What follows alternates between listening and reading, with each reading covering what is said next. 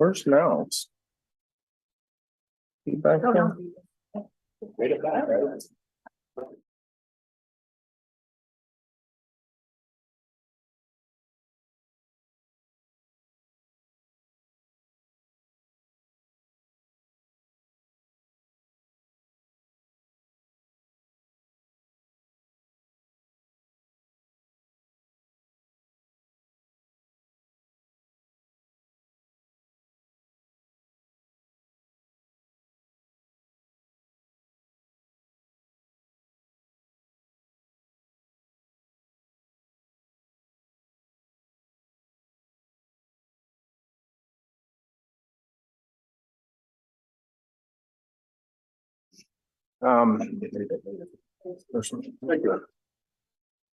Moving on to business with individuals. No cards were presented. Very good, thank you. Moving on to the consent agenda, which consists of approval of the consent agenda items, approval of the minutes, recommendation for 2024-2025 district calendar, Main Street Credit Union resolution, milk bid, district fees for 23-24 school year, and personnel.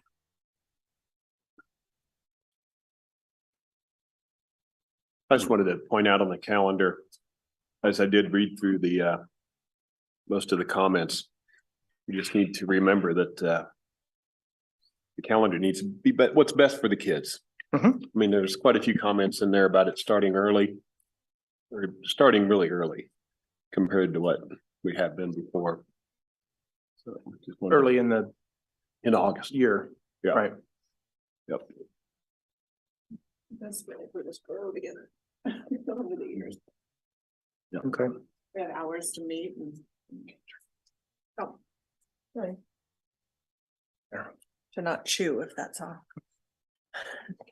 I said, I was just saying, it seems like every year we get closer and closer to last summer, but we have hours that we have to accomplish by state law, and I think that that's always a good reminder too, even though it looks like we're inching further up in August always. Yeah, this calendar in particular had to do with where Memorial Day fell. It is so early Yes. that it threw the whole calendar up. Where what? What'd you say? Memorial Day, Oh, Memorial Day. and that's what hiked that calendar up to the first week of August. Yeah. Any comments or questions on the consent agenda? Mr. President, I move for approval of the consent agenda.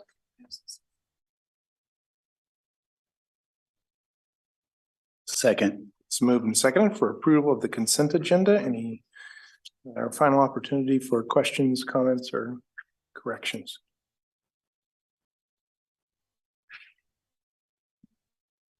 Andy, please collect the vote. We'll start the vote with Mr. Updike, Yes. Mrs. Mitchell, Yes. Mr. Anderson,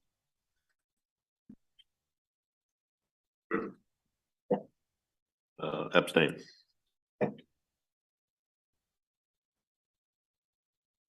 Mr. Ewing, Yes. Mrs. Sealing, Yes. 4-1 approved. Mr. Hoffman? Did Mr. Mr. Hoffman? I had you marked out. Oh. Yes. Very good. Thank you. Very good. Moving on to good news, recognitions, and announcements. Dr. Luttrell? Yes, tonight, like I said, in a little bit, we'll show our, what's going on, what's going well video, and that will be from. Yes, in a little bit, we will show our monthly video of what's going well, and this month will be Timber Sage Elementary in the interim. One of the presentations that we have set aside for this evening is a presentation of a core value award recipient. And tonight's, well, you know, this, we've been doing that this year. And there are 6 different, I believe 6 different areas that a person can be recognized in. And one of those areas is transparent leadership. And this individual that's going to be recognized this evening It's kind of a surprise, so they did not know that they were going to be receiving this award, so they might be a little bit shocked. But I wanted to start out by saying, like I said, this recipient this evening is going to go to our Director of Teaching and Learning, Dr. Erin Smith. So if you want to start making your way down, sashay down the red carpet or the gray carpet.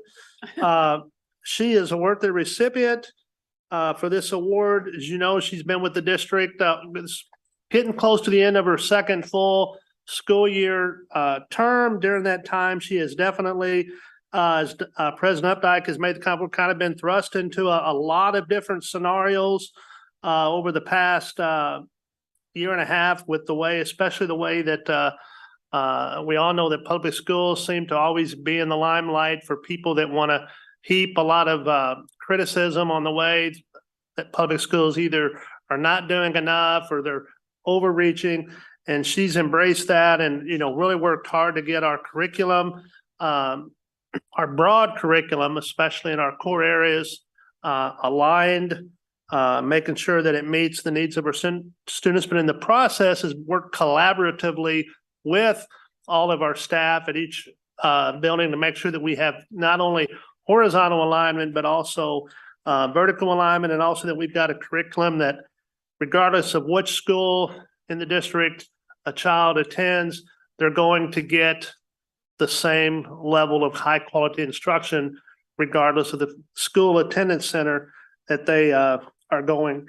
And most of all, as we said, she came in her fourth year and led us the last 2 school years through our 4th and 5th years accreditation cycle with KSTE, which culminated this past fall in a recommendation that's going to go to the State Board of Education. And she's helped us work through some interesting challenges associated with that. We all knew from the get-go that we are a high-performing district, and we do some unique factors such as, you know, our virtual schools.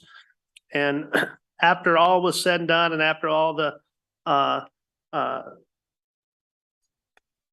I'm looking for the right word, after all of the people on our end were able to give our final say and make sure that they had all the necessary information needed to make a true recommendation. We did find out and do know going forward that our USD230 is going to be recommended for full accreditation, which should come hopefully, I think, in the March board meeting for the state, which is next week. We will be on the kind of like the discussion item to say, hey, here's a list that most recent, and then it'll be have formal action, I believe, then in April. We might get formal action next week, but I think that's going to come in April. But again, all of that, it's a team effort. But again, you have to have good leadership, you know, at the top. And so this evening, I'm very honored to present a core value award in the area of transparent leadership to our Director of Teaching and Learning, Dr. Erin Smith.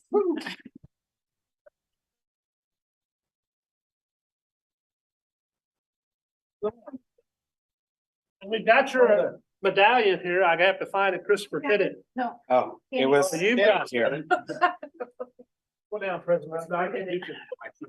I'm gonna do that again.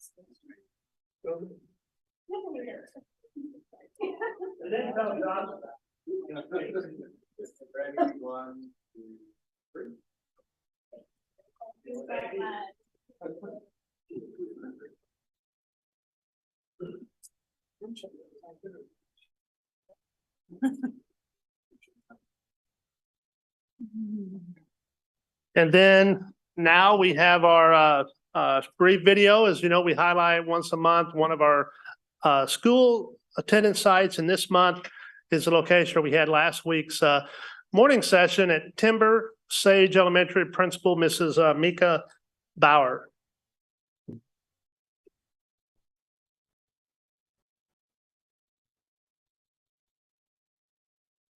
So what's going well at Timber Sage? Well, one thing recently that's gone really well is the Super Bowl. Our Super Bowl. We actually competed against a school just outside of Philadelphia to do a fundraiser to raise cans of soup for our local food pantries. We raised over 10,000 food items for the Spring Hill Food Pantry. And in fact, both schools together raised over $20,000 to help feed folks in our communities who are facing food insecurity. Last week, we had a couple students from Timber Sage accepted into the elementary all-state choir. Out of 930 students in the state of Kansas, they went to Wichita, Kansas, and they rehearsed all day with a really famous composer named Jim Papoulis. The girls, they had a lot of fun. What's going well here at Timber Sage is we have several students who use a variety of different tools to support their communication skills. So we have created an AAC-friendly environment here. Currently in the work is we are creating a playground communication board to foster communication skills for our students who use AAC devices outside at recess, but also to support communication for all students. And so we can just create an inclusive environment here at Timber Sage. So we have a multi-tiered system of supports. You might hear it called MTSS. We take the data that we have from our testing. The teacher teams get together, looking at student data, finding out where our weak areas are, where our strong areas are, working together to come up with a good plan to help support students. We call it win time here at Timber Sage. It's what I need time. And so we really take that time to meet each student where they're at to give them the supports that they need. We have small groups of students that get to come in each day and we work on number sense and different fun math activities and really try to make the kids enjoy math through games and lift their confidence in math.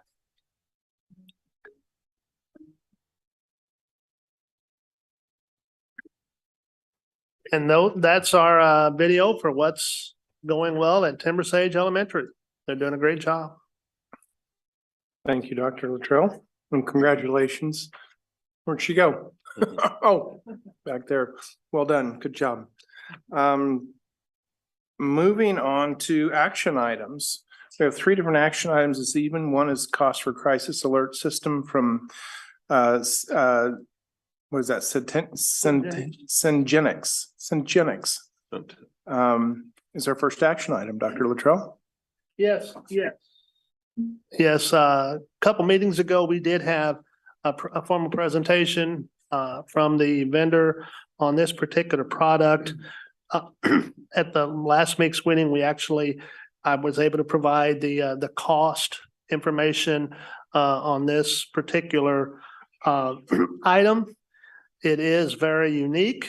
It does add a layer of security that directly places peace of mind and safety directly into the hands of each of our staff members, to where assistance of any kind is never more than 3 clicks away.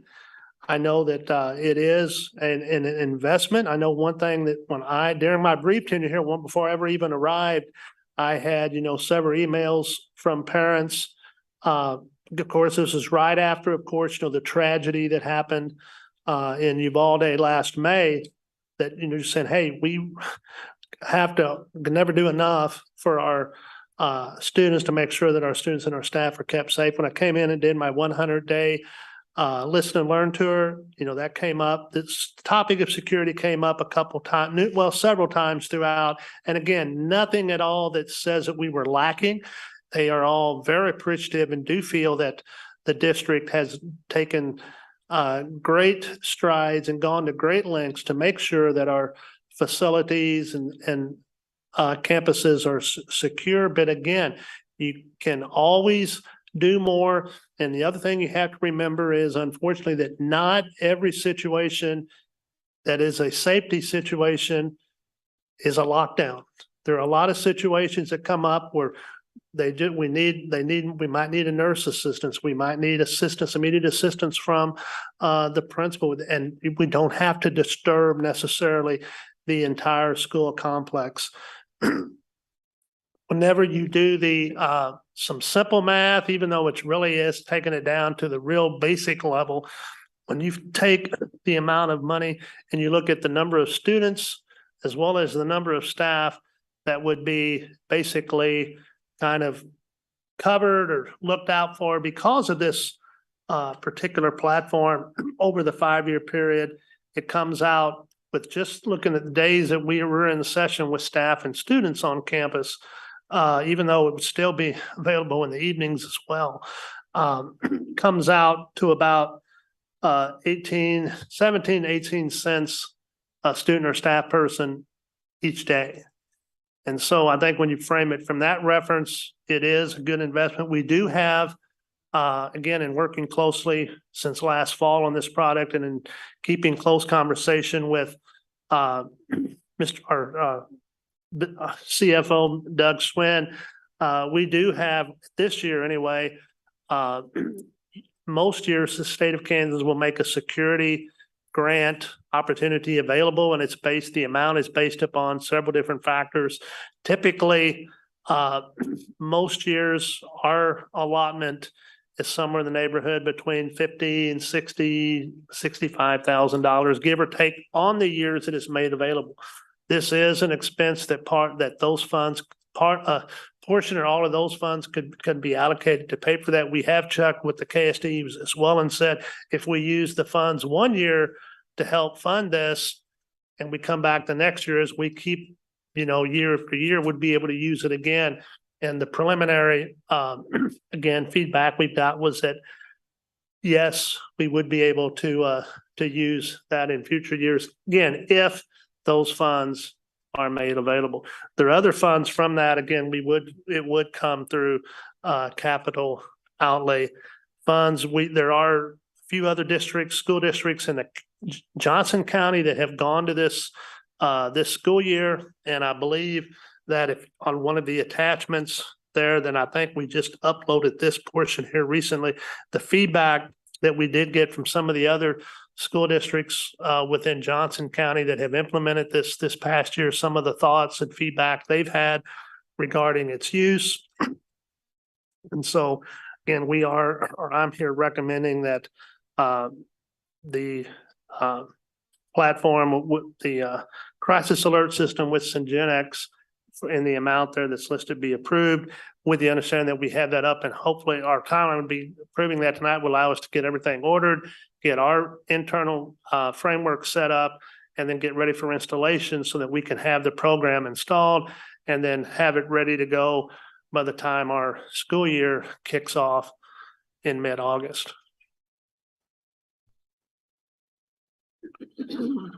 So since this is for 5 years, does that include a growth allowance on personnel and students, and we still get all the buttons and controls and all of that? Yeah, this is the complete system with all the equipment, and we get the initial card that each person carries. It is different from your traditional just ID card. It's a lot heavier, has more, and we will get an X number amount of those that will be included in that purchase to allow for growth with staff. And that, however, as staff lose theirs and everything, they would have to be replaced. They're, I think, Mr. L, what, $15, $20 a piece is what they cost to replace. But our rule of thumb that we put in is that our goal would be, we will provide all staff one, a badge, but an ID badge, but they're going to have an expectation that they have to maintain that. And should they misplace that or get damaged at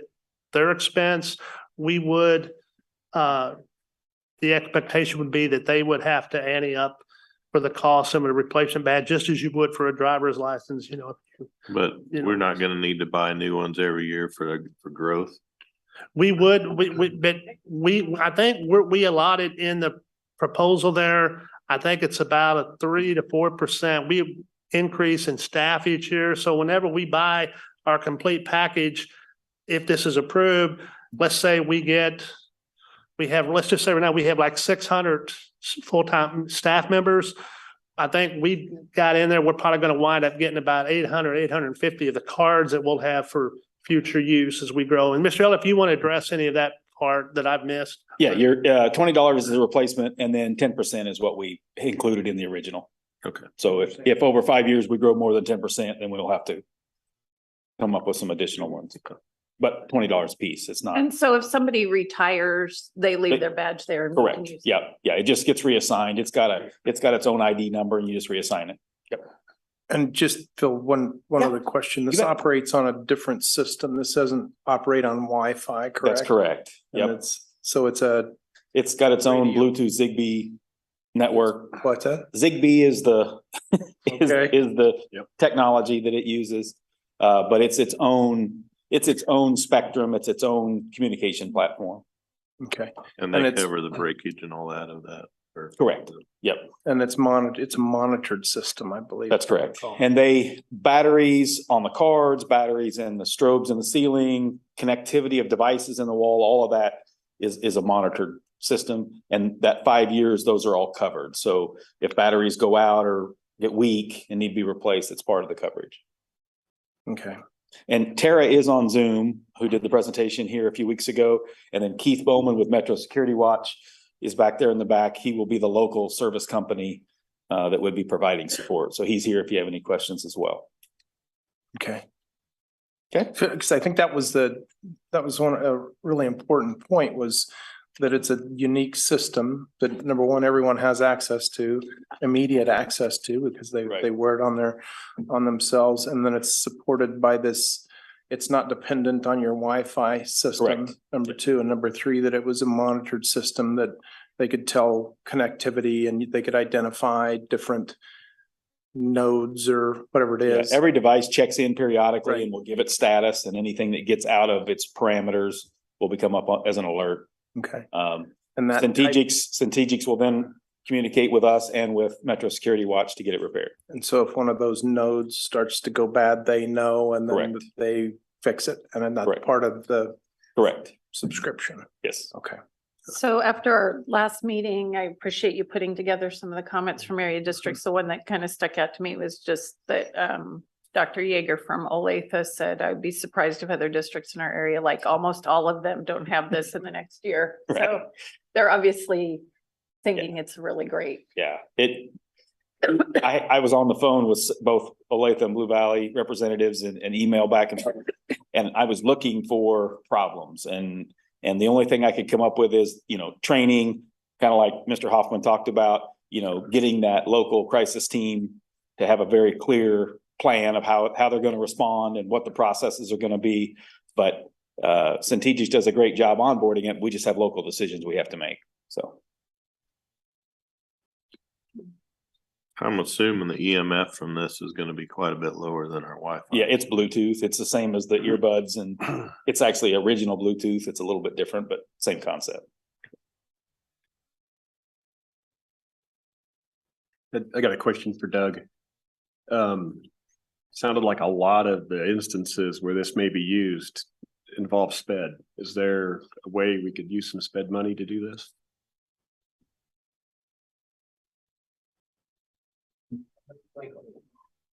I'd have to think on that one. I did tell, make the comment the other day that, to director, that if there's a way to code it, you will code it. We also sometimes with some of the coding that we also, there's always somebody that checks and balances that sometimes, but if there's a way, I know Doug will try. Yeah, I mean, if there's a way to code it there and get some reimbursement from the state, maybe, then yeah, I'll look at that. But if it's just a matter of charging more to sped and we have to make a transfer to sped, then we really don't gain anything by that. So I'll see if there's some kind of advantage to coding some of it to sped, because I could see where it could be sped specific. So that's a good point. I would add too that will be one of the local decisions that we need to be thinking about, because as we generate the types of codes and the data that how we're assigning tickets and the crisis when they send the alert off, we have to clear every one of those alarms, right? And so those kinds of things will be important for us to keep in mind as we're developing that as well.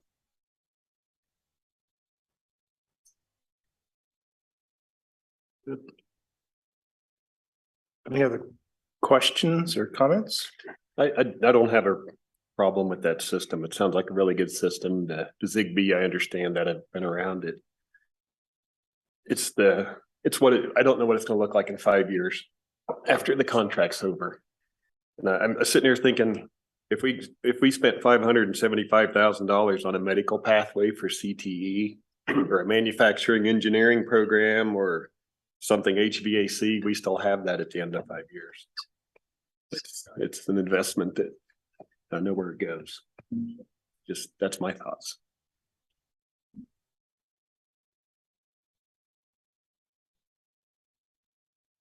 Okay.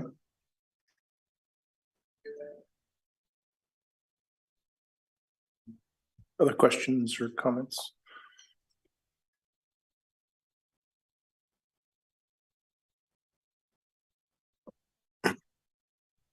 Mr. President, I move we approve the purchase of the crisis alert system from Centigenics. Second. It's moved and seconded to approve the cost of the crisis alert system from Centigenics. Any final questions, comments, discussion?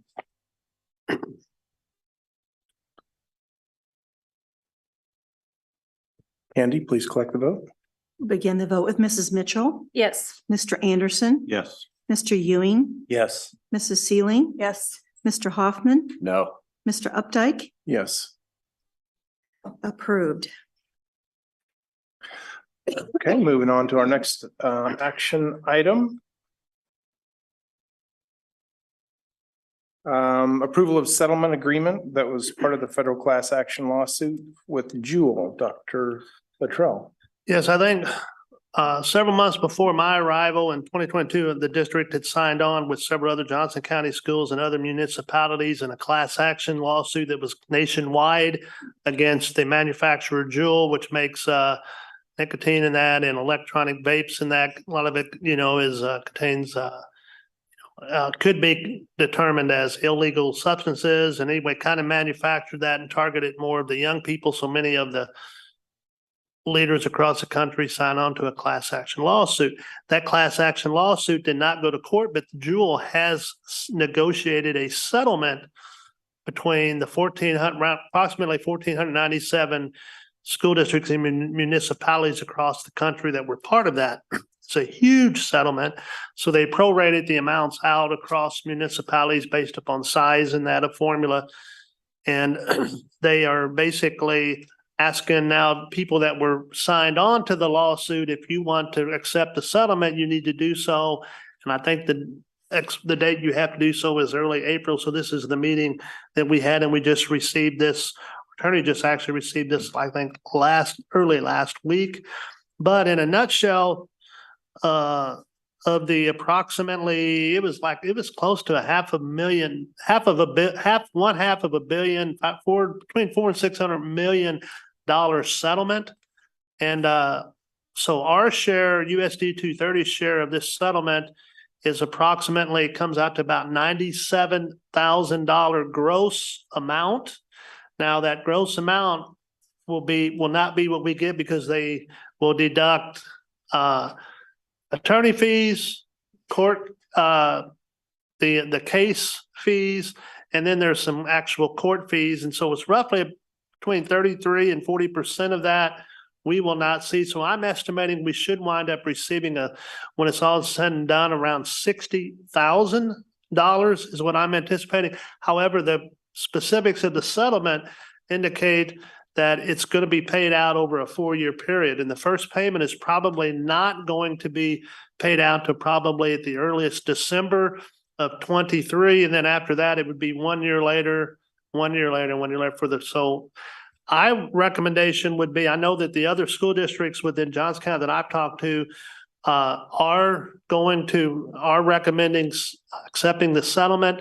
I go a step further and say not only accept it, but I would say, even though 15,000 may not sound like a large amount, it really is. You can do a lot with that. I think, especially if you would direct me after you settle it to say that you'd like to earmark the amount that we do receive each year from that settlement. If it's 15,000, that we earmark that instead of just putting into the general fund, but earmark that specifically for some prevention type programs aimed at educating, our young people on the dangers and that of tobacco and nicotine and things like that. But that's what this particular agenda item is. It's basically asking if you all would like to accept the settlement that's been negotiated. I'm not sure what I think about that. I would like to know who else is accepting the settlement, what the options are. The reason that the lawsuit was brought about was to hold Jewel accountable, not because we wanted any additional money. I mean, I absolutely like the idea if we get the money that we would put it into earmark it for education or prevention or some sort of thing like that. But the intention of the lawsuit was, I mean, Jewel is making a ton of money and directly from our youth. I mean, they are targeting the kids. So the whole intention of the lawsuit is to hold them accountable. So I don't know that settling is the right idea. But I realize we're just one district of hundreds. So what are the options? I mean, and how many have settled and are settling? I don't want to just vote to settle just because I think maybe other people are settling. I want to do whatever we can to hold this company accountable to the drastic detriment that they have caused for our youth. I don't think we have a choice whether we settle or not. We just have a choice whether we accept the money or not.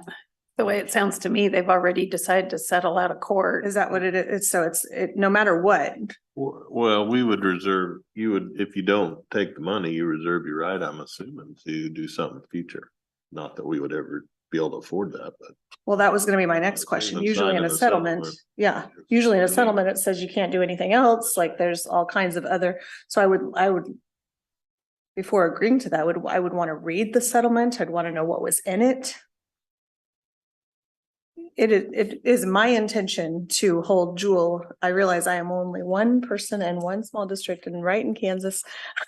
But the whole purpose of the whole case was to do whatever we can to hold them accountable.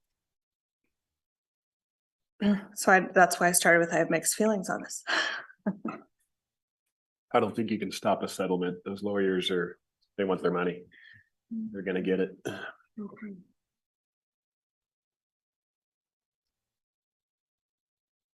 So they had. Did Mr. Goheen review this at all, or I mean, I don't know. Oh, yes. He, in fact, it went through him, to us. What's it do for or against us either way? I mean, He feels that it should be accepted simply because again, it's more of a thing where again, if we don't accept it, I mean, it's likely that, the suit, it may not, it would have to be redone with the new set of litigators and new set of schools. And then again, whether if they would, if it goes to court, there's always the chance again, whether you would win or not, or whether you'd be out. The attorneys that took on the case, of course, they're of course not extorting, but I mean, pretty much proclaiming that they feel that it's, that the message has been sent and that, they would like to see, but I did, the one thing, the question that I did try to get some information on to no avail. I did email, the attorneys that represented this case directly, and I never did hear back, but, like I said, I was just kind of a little bit miffed that they sent it out to us here within the last 10 days saying we have to decide here by no later than early April, which is basically, this is the only meeting that we have. And so it was almost kind of like you said, kind of like you are kind of being somewhat maybe pushed into a decision. And because I'd also asked what are they seeing from other districts? And I haven't heard, but I'm guessing if they did, they would probably tell me that again, they're not going to be able to know that until after they get the documents that have the signatures for the individual municipality or district signed off on and sent that sent that in. So, I mean, essentially it just looks like it's money. I mean, it doesn't look like they had any requirements of anything. No, Kinda and just well, and the amount of money that they have Drop in the increased, their profits that have increased since the lawsuit was even started drop in the is bucket. astronomical.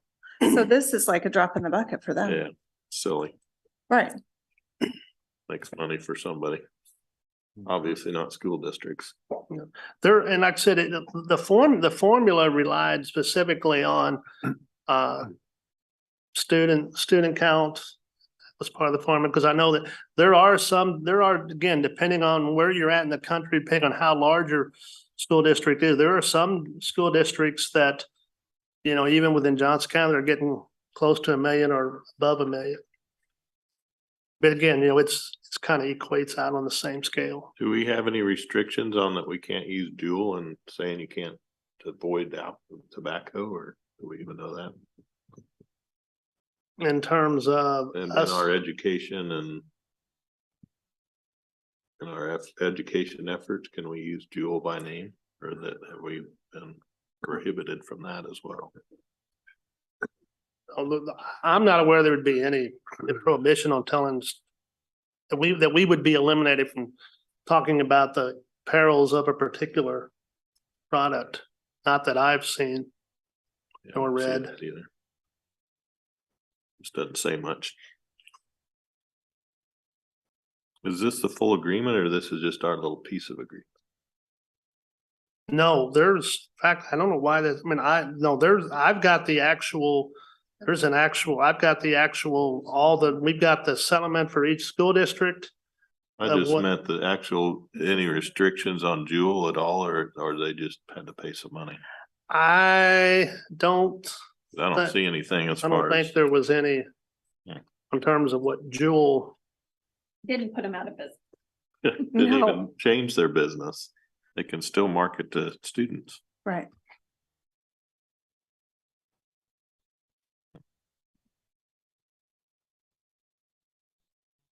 Typical.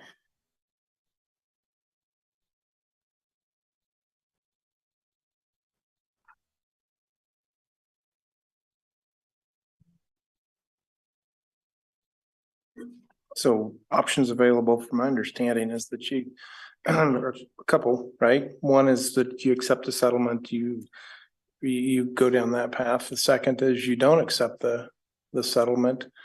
And as far as I think that preserves your ability to bring a lawsuit later on, I would I think. think is what that I don't is. even really see that in here that it says you can. I was kind of hoping to have a little bit more from the attorney. Right. It doesn't appear that they've provided us with much information. I know you said you reached out to them and they or So feels what- like a little bit of a trick to give us 10 days without information. What happens if you don't take action on it by April 6th? I don't see, Again, I don't see any dates in here.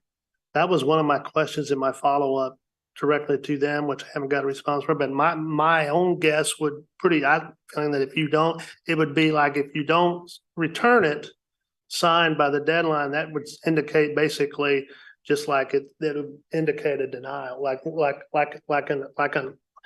it would indicate a refusal. We're not accepting if you don't sign and return it. This doesn't have a date in it. Right here, Where's it at? and just in electronic. Yeah, but it doesn't say it in the actual agreement. In the letter, The informed. in the letter we got from Greg, it has, they're going back for the final approval August 9th of 2023. So I don't know where the April date. I'm thinking that will be by the time they get all of them in April, then by the time they sort through them and go through and verify them, and then by the time they've got a court date back, it's probably gonna be that long before they can go back and then finally say, hey, here's how many districts we had sign off. And then finally it's certified in that would be my. This one paragraph says, if you reject this settlement offer, your government entity claims against JLI will continue in the court system. This will involve substantial additional delay and expense to you. And you will also run the risk of ultimately receiving nothing for your claims against this defendant. So I don't want to speak for anybody else, but our purpose in this was never to gain money. It was accountability. That sounds like a threat. Like take it or we will charge you more and more and more and give you no money. I mean, then again, we are talking about a company who's targeting youth. So I wouldn't think that they're upstanding. I would suggest we take the settlement and use it for the kids. We figure out a way to use it to combat this here with our own boots on the ground. Within our Won't district. nowhere anywhere after this. Hmm? It's gonna go nowhere after this. Absolutely. You will never hear of vaping. I mean, it's not going to be in the news like it was when this started. It's in the news way more now than when it started. Really? Mostly because as time marches on, we're seeing drastic health detriments in younger adults, more like early 20s now because they were vaping when they were teens.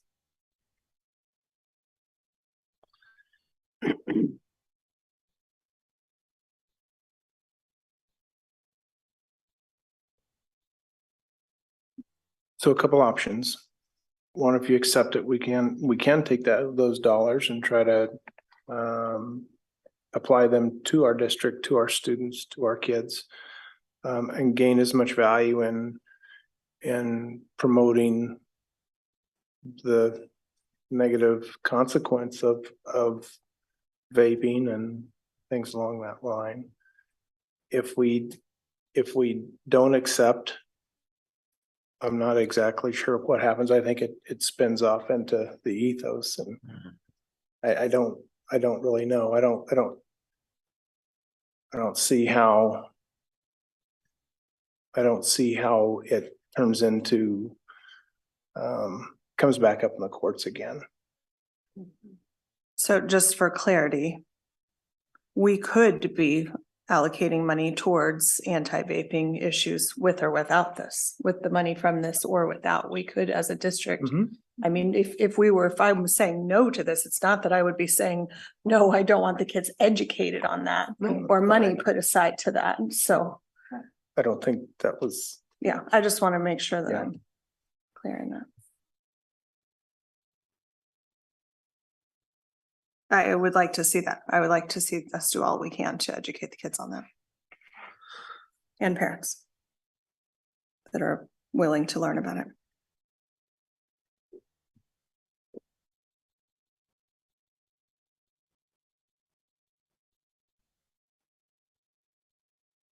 Other discussion?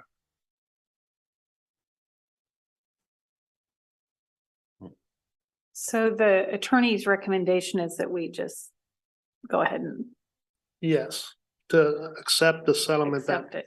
presented. Accept it.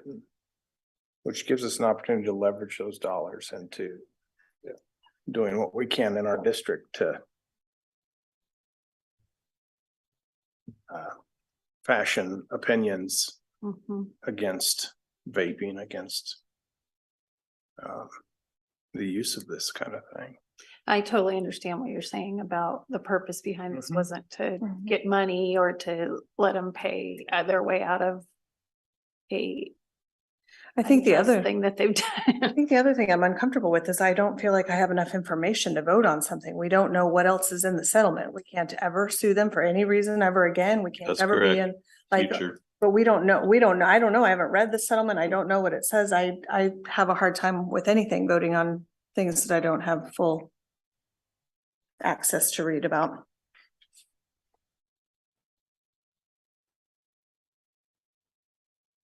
How would the board like to proceed?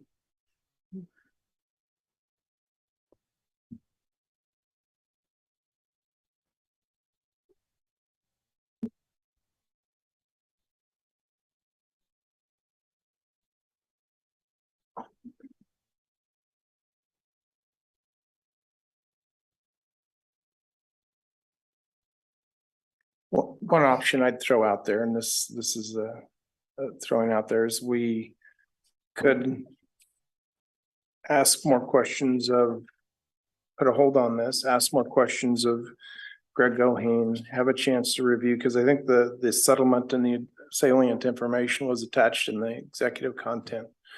Give us a chance to read it.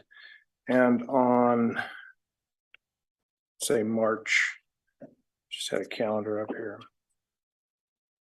March 20th, March 27th, just have a Zoom meeting of the board with one agenda item. It would be a special meeting through Zoom that we would have the opportunity to gain some more information, insight, and make a decision on that meeting.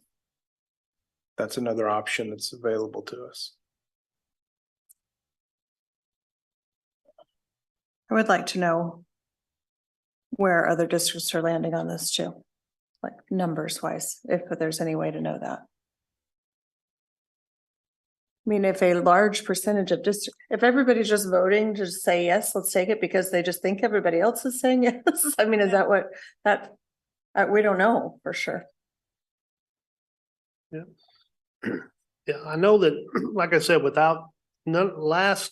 late last week when I met with all of the other Johnson County superintendents, this was one of the topics. And while all of their boards of education had not officially taken action, they were all, at the time of our discussion, were going to be recommending acceptance.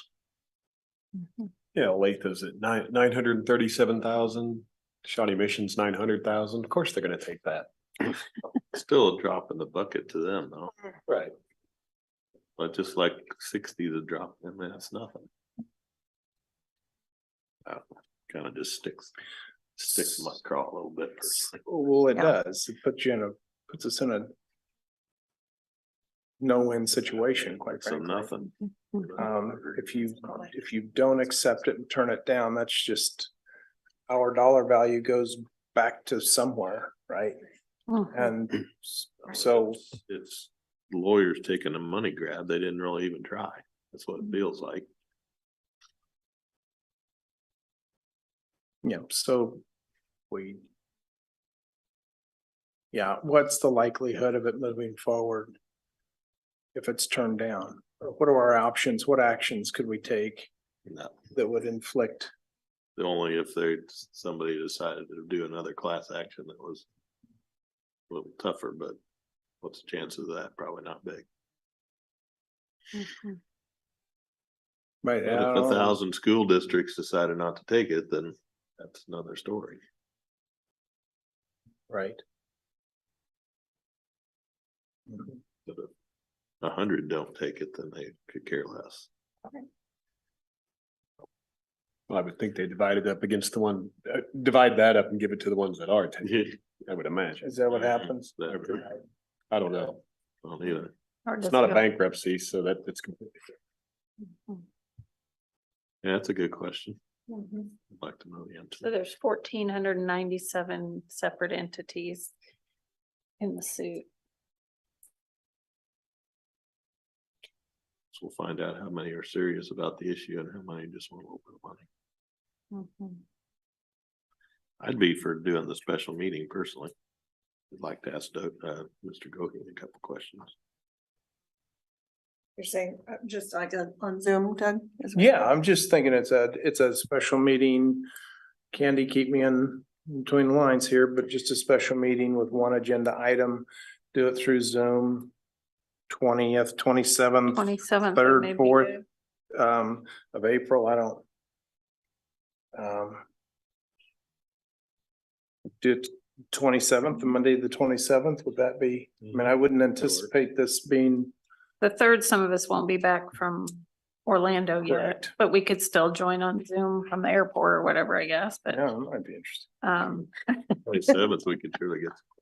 yeah. Yeah. I think Yeah, the oh yeah, 27th would be that's okay. 2 weeks away, 3 weeks I'd away. like to reach out to some of the originators too and see what they're hearing and what they're hearing back from districts and talk with some of our other board colleagues across the county and see what they're doing too. So the questions for Greg, we want him to basically talk about what other districts are doing that he's aware of. What he found in the settlement, what are our options? What happens if we do not, accept it.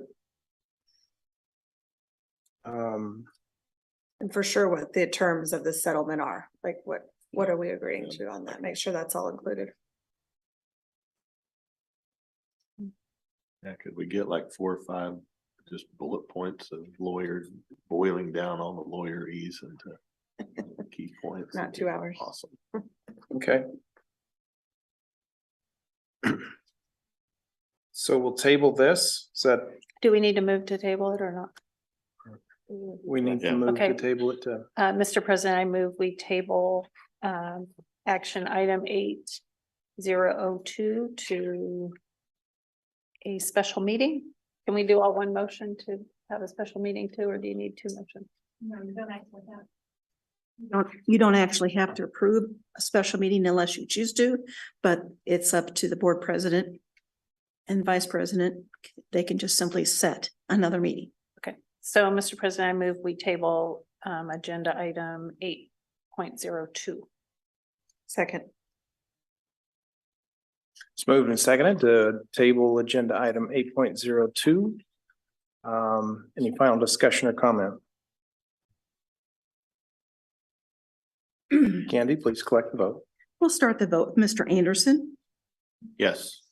Mr. Ewing, Yes. Mrs. Sealing, Yes. Mr. Hoffman, Yes. Mr. Updike, Yes. Mrs. Mitchell, Yes. approved. All right, very good. Thank you. Moving on to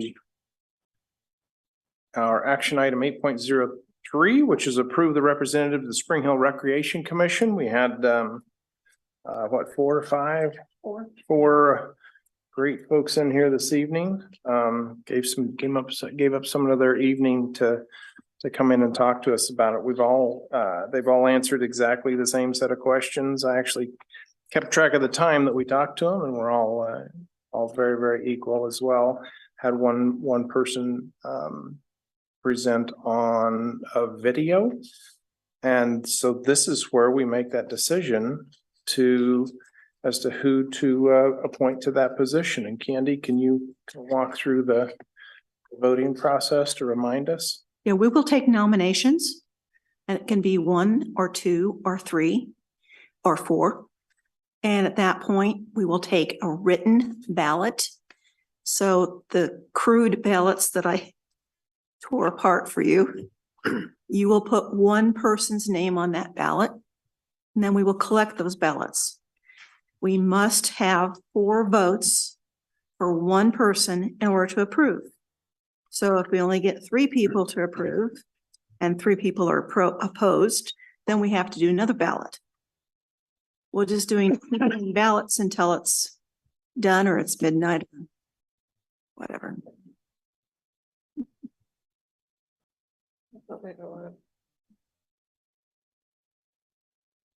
Any further discussion around any of the candidates?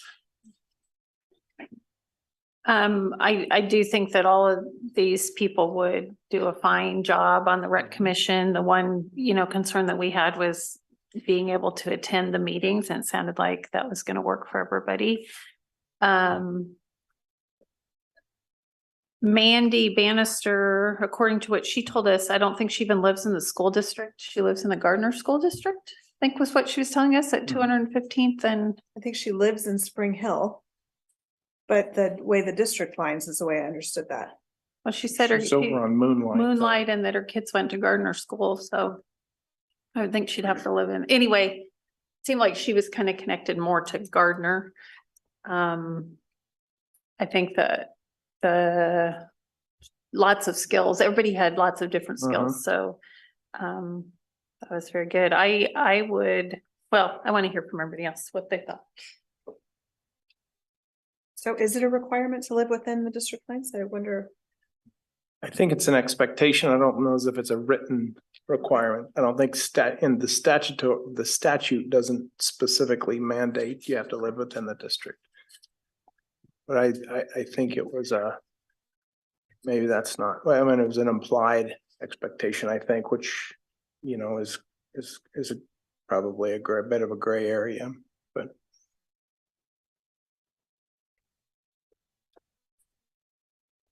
Other thoughts? I was really pleased, honestly, about the caliber of folks. It's fantastic that everyone came in and had really good things to say. And I think that you could tell that there'd been real thought put behind their approach to their approach to being a board member on the Spring Hill Recreation Commission. So I remember a time when we didn't get any applications. We had to go shake the tree, find somebody. Yeah. I'm excited to have No tree shaking going on here. No, this is good. This is good. Yeah, I'm really very thankful for all 4 of them that applied. I was pleasantly surprised Mhm. with 4. So thank you to those that are still here and those listening for applying. You ready for?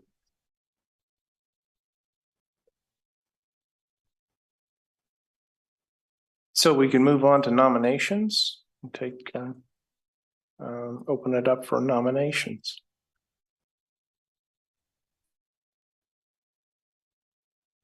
The candidate does not receive a nomination, then they will not go on to ballot.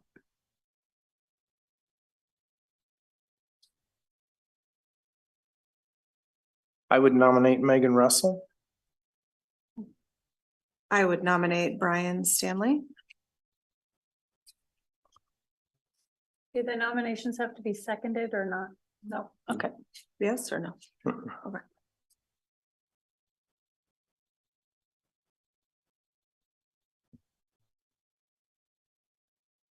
Any other nominations?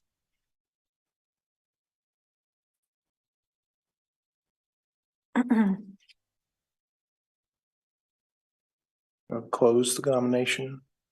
And we, timeframe. yes, we close the nominations this time. You have ballots in front of you. You will either write Megan's name or Brian's name on that ballot, and then I will collect.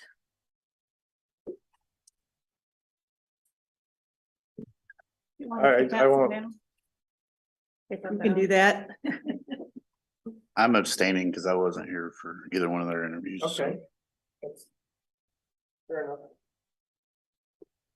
I'll put your name down again. It's you.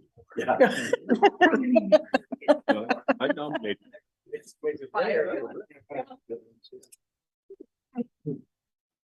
Okay, Mr. Anderson votes for Megan. Mr. Updike votes for Megan.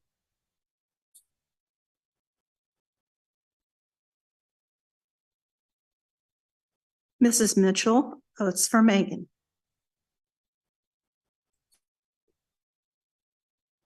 Mr. Hoffman votes for Megan. So that is already 4. I only have 5 ballots. That's Yeah, because Keith wasn't abstained voting. because he wasn't here for the whole He interview process. abstained. Okay, so we have 4 votes for Megan, so she will be our next representative. Very good. Yeah, thank you. Notification, will you notify? All right, thank you. Moving on to discussion items. Discussion item 9.01 is recommendations for modifying the collaborative late start Wednesday part of the professional learning communities.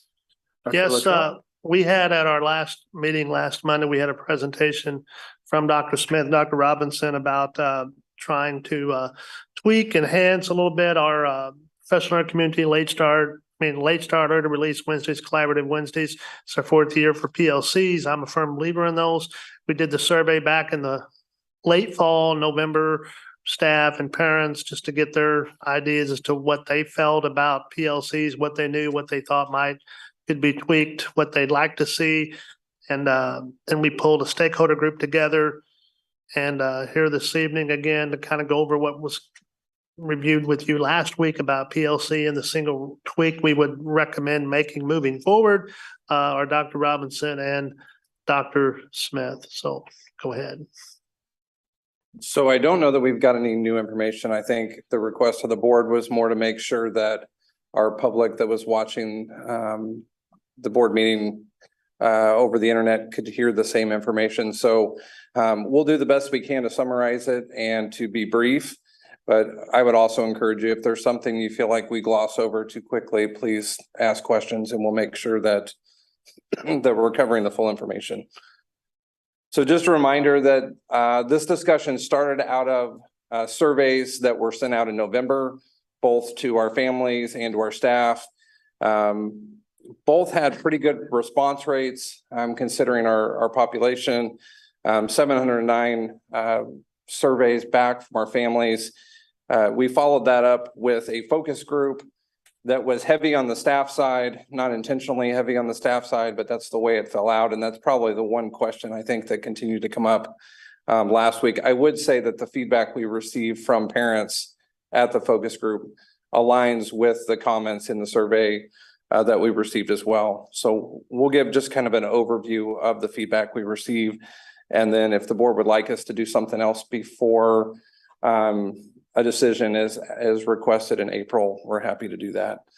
So the initial survey responses that came back from us showed that there's a majority of parents and staff that see a benefit to holding our PLCs either all in the morning or all in the afternoon.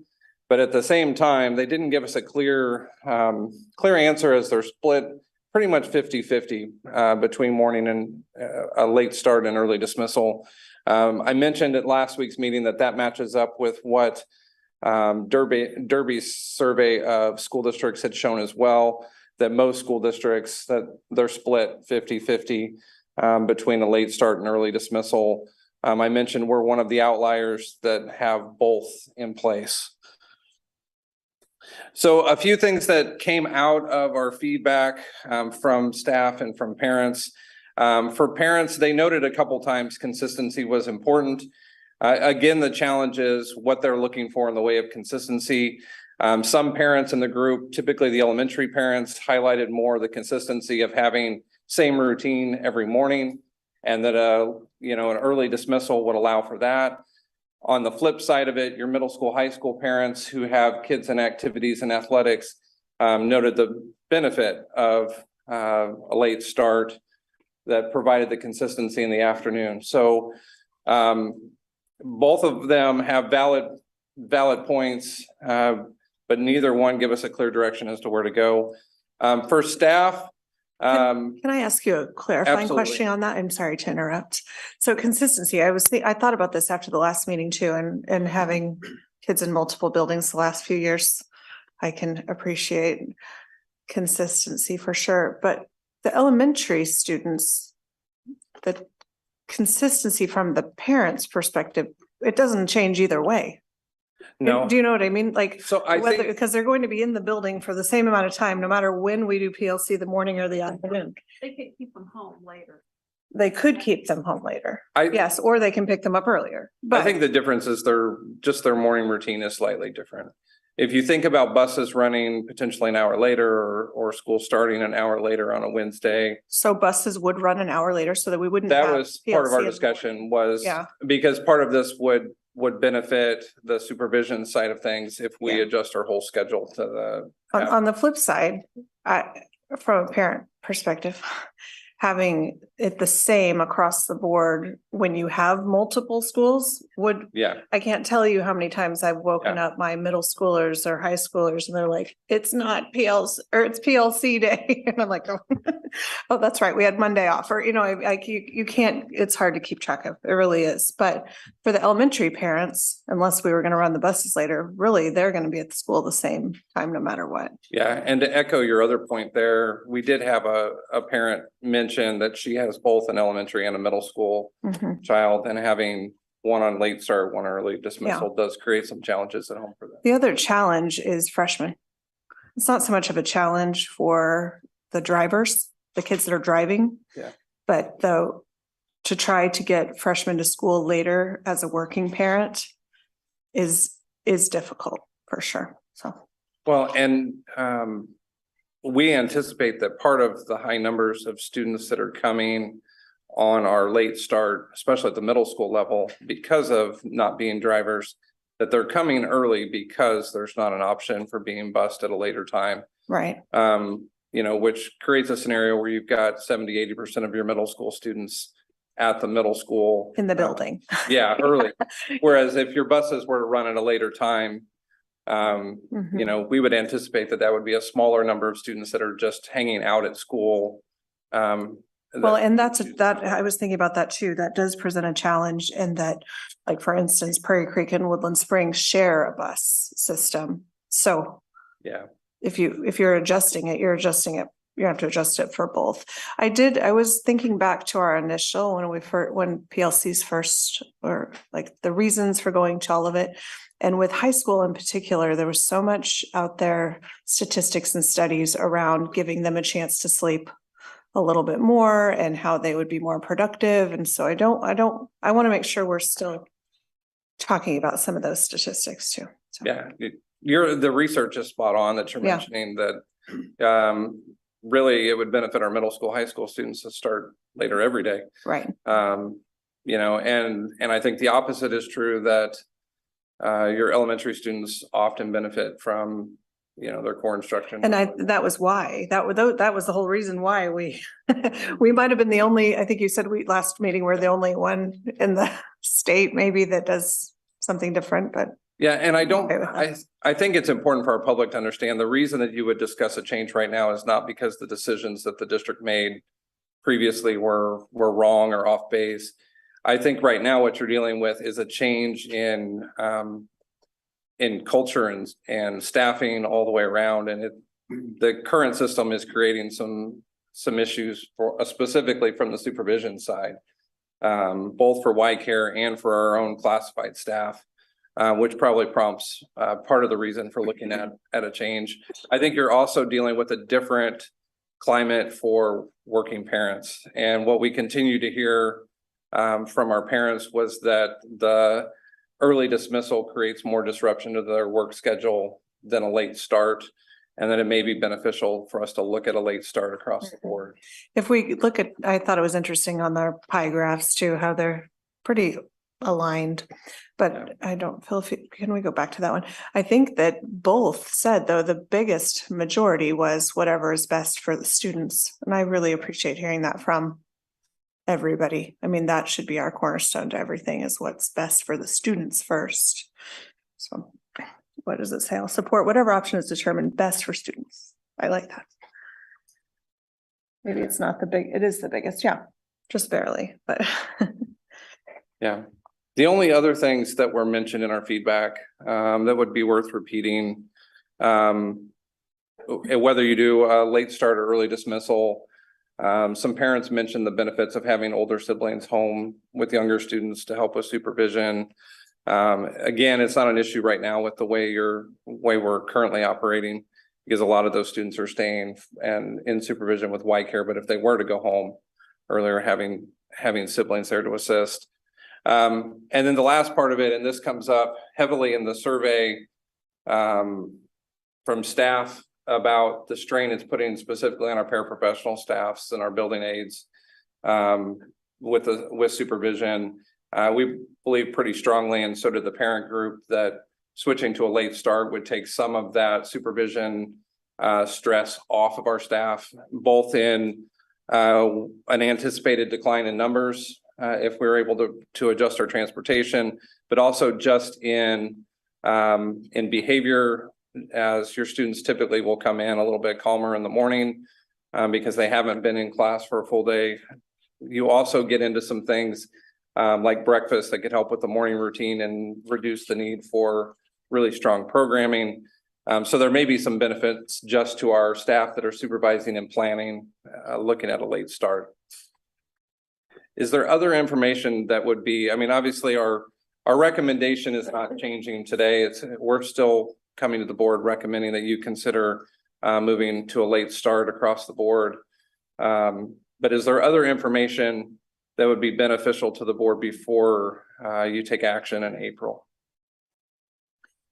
So to clarify the breakfast part too, I just want to be sure that I'm understanding that. I know that we have students that when we're on breaks, they're not eating as well as they are when we're in school. We know that.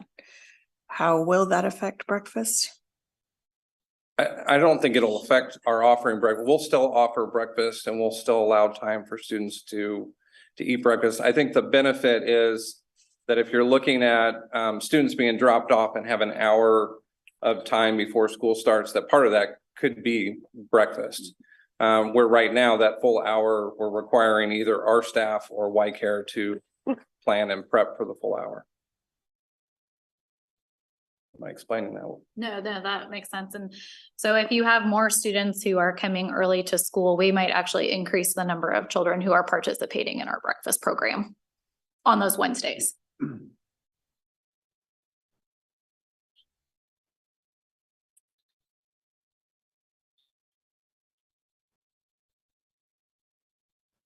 Might be a question for Michelle, but do we feel like the additional pressure that this has added to our paraprofessionals has affected our retention? And I couldn't speak to your retention data. I could speak to the morale piece and what was explained. Whether you go back to the listen and learn tour that Dr. Luttrell did and sitting in and listening to that, or you look at our survey responses, it's pretty clear that the expectation right now of staff supervising in the way that they are is creating a negative morale piece for our classified staff. And I think no matter what the board decides to do, I think there's ways we could address that and ways we can improve it. But I think the late start gives us the best option of doing so in a significant manner. Thanks for going through all this and explaining it the way you have. I trust your recommendation. Yeah, I don't think, I know I don't need any more information. I would just kind of thinking through it, that morale piece, you know, when you're talking about making decisions for the students, when you're putting extra pressure on the staff, that is hard on the students too. So I think we're always trying to hire paras too, and so I want to be very careful with that part in our sped department too. So. Well, and I think I mentioned it last time. Typically, your paraprofessionals are hired to work with small groups of students or individuals. Right. And right now they're managing large groups, and in some cases they're planning and prepping for those large groups. So there's ways to, I think, address the planning and preparation piece if we left everything the same. But I think this gets them back to potentially working in smaller groups that they're more comfortable. So just want to be sure that we're clear then. So if we were to move everybody to late start, really the only affected change really would be elementary at this point, because middle school, high school is already doing that. So we would move elementary back an hour, but we would potentially have YCare in the morning then, if needed. Yes.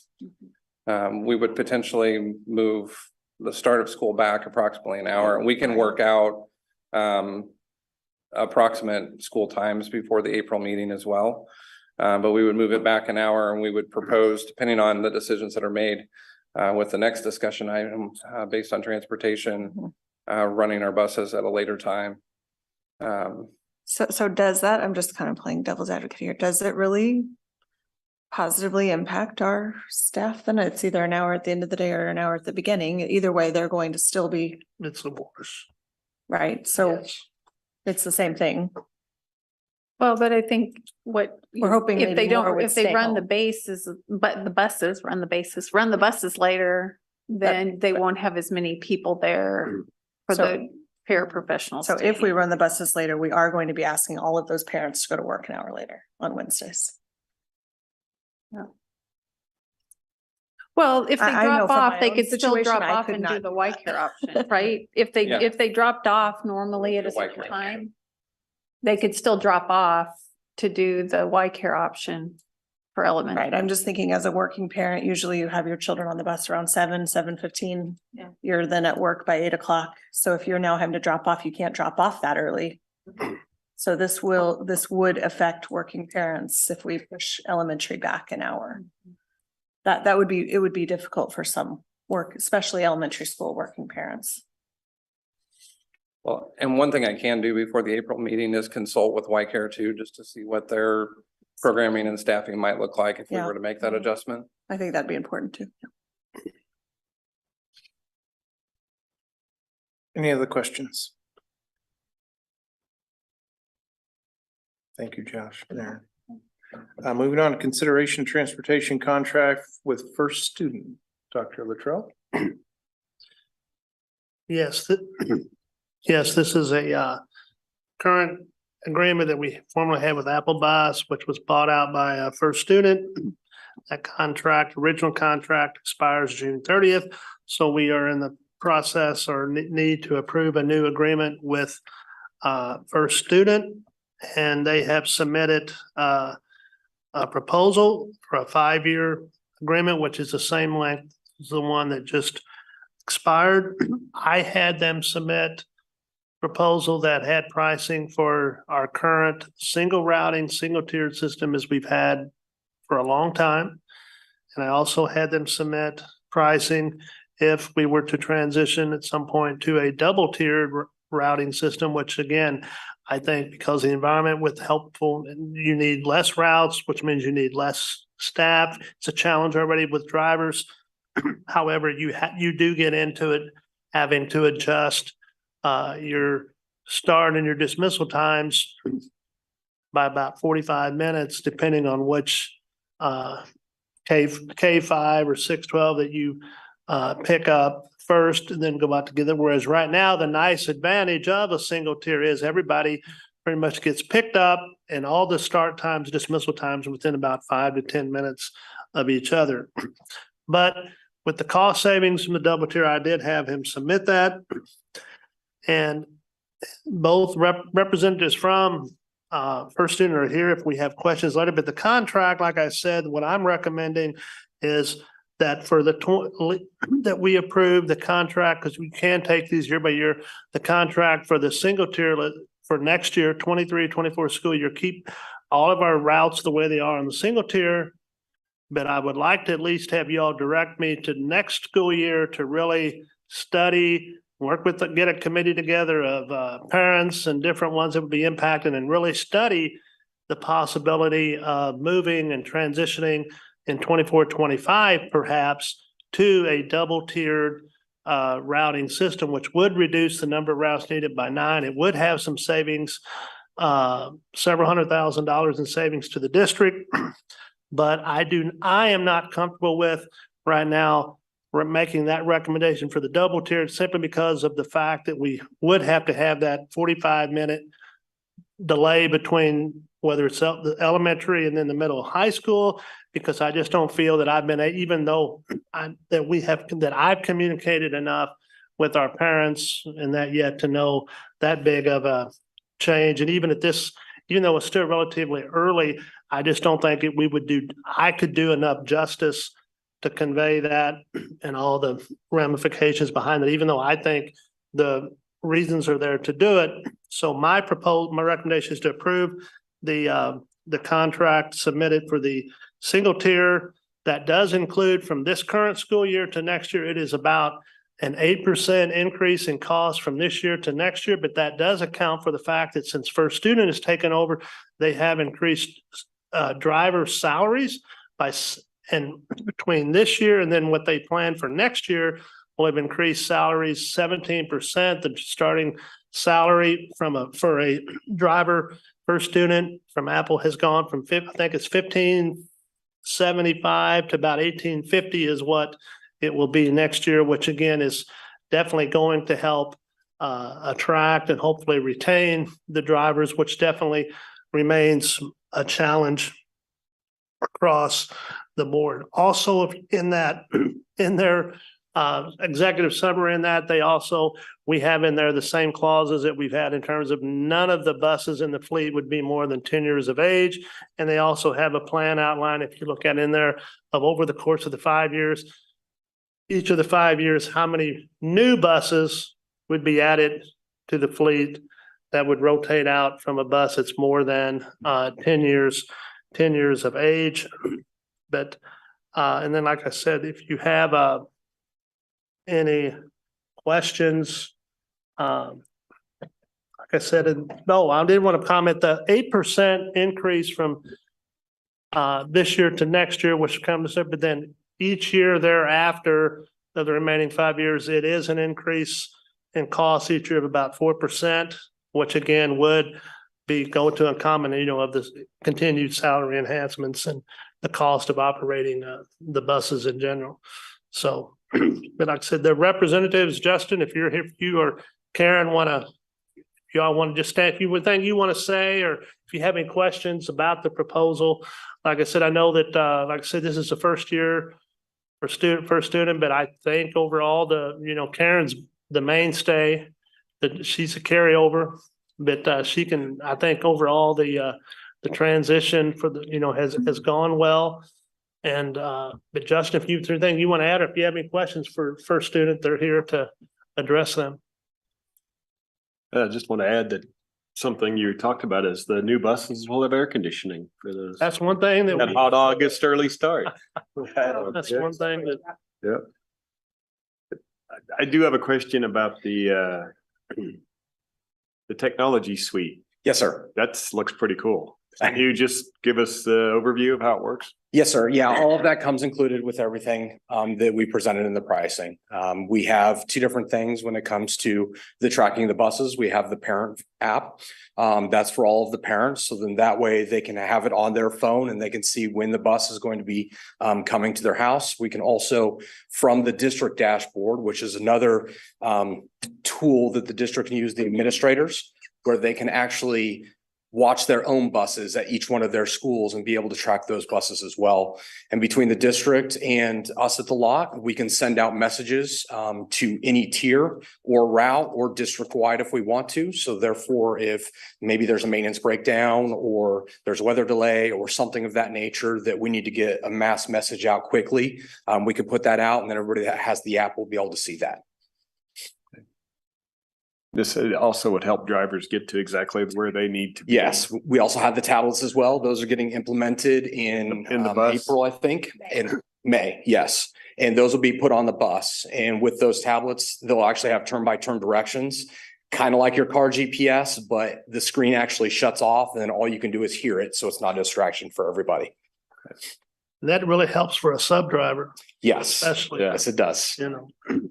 And then I will say too, now, correct me if I'm wrong, but I'm also thinking one of the other advantages of I believe the tech is that it's on the dashboard, the Versatran, I mean, where you can track where the buses have been. Yes. And speed and. Oh, stop. yes. Okay. So we also have another product that's. This is really very worthy. Yes, it's our mobile manager, and that actually tracks the hard braking, the rapid acceleration, the idling, and the hard braking of all of the drivers as well. And that's through our GPS systems. And so then that way we're actually able to watch the drivers and how they're driving and so on and so forth. And we rate them based upon 1 to 5 stars. And it's more of a congratulation type thing that we like to utilize it as. So we'd say, hey, you're a 4-star driver. We like doing things for them and all of that kind of stuff.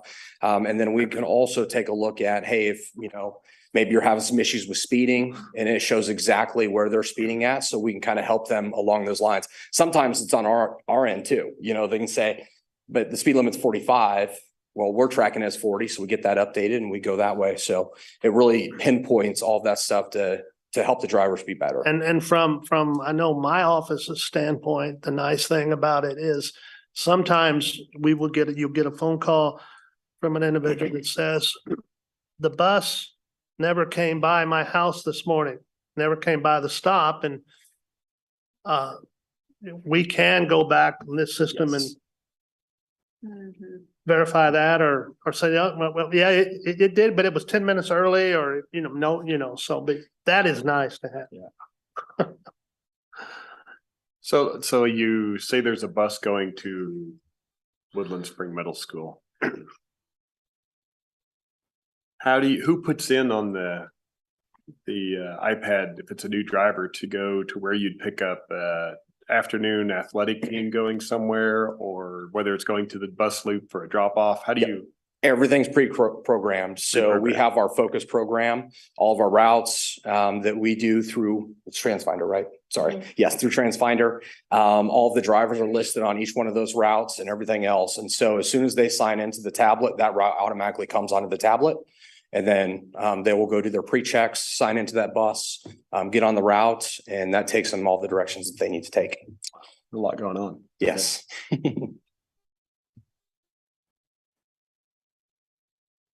Thanks. Any other questions? Any other questions? What are your thoughts on supervision for our district?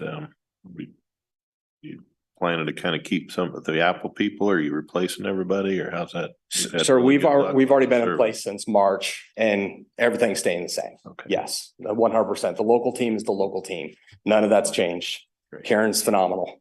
Great. We've had very good luck with. Yes, absolutely. So, thank you. Other comments or questions?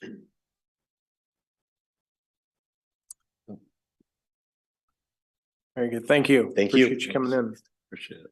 Moving on to facilities, update and summer projects plan, Dr. Luttrell. Okay, and we have, tonight, we're gonna have a little bit of a joint. Same agenda item from Mr. Meek and Mr. Delphia here this evening, gonna talk about our construction updates, so especially over at Forest Spring, and then right behind him is gonna come in, because they kind of go hand in hand, will be Mr. Delphia giving you an overview of what the major summer maintenance projects for capital outlay and that we're going to be focusing on, and if, are in the process of getting bids for. So this time I'll turn it over to them, and Kylie promised me especially later that he would not be long-winded. He told me I had to be long-winded. We should run through this pretty quickly, actually, because really not lots changed from the last update, other than we just keep getting closer and closer, and we're down to just a handful of items on our punch list for the building. So Forest Spring Middle School. So the good news on the financial from the construction part is that we're tracking very well, and we should be bringing back from the construction piece alone some money at the end of the project. So I'll let you, I won't read everything to you. I want to highlight the safety report, the lost time accident free. We had the one recordable accident, but the rest of the time it's been over 200,000 hours there as of March 1st. So don't expect to add a whole lot of hours, because there's very few people there right now. It's really just a handful occasionally coming in, the painters coming to touch up some stuff, and a couple of guys, so a good amount of hours to, overall be lost time accident free. So see a lot of change from August of 21 till February of 23. Media center furniture will arrive next month, so you'll start seeing that. Lockers finally complete. That was probably one of the biggest headaches we've had, is getting lockers in. Hardware wasn't available for it, and then when we got the hardware in, the locker guy says, "Oh, I don't have the powder coat for it," and so we actually are finishing up the installation of the gym lockers right now. They're 95% complete right now. So gymnasium area. Next, we'll go on to facility maintenance projects for the summer of 2023. Tim, I just had a quick question, because I was at the site council at Spring Hill Middle School, and they were talking about when the fifth graders come to the middle schools, and they were saying they were probably just gonna send the Forest Spring kids to Woodland Spring to view the buildings. This building should be done, right? So they'll have time to do that kind of thing, or not? What they've had an open night, they had an open house basically at the Woodland Springs for the kids that were going to Forest Spring. Darcy did. And so the kids really got to see that building, and that helped a whole lot of the kids.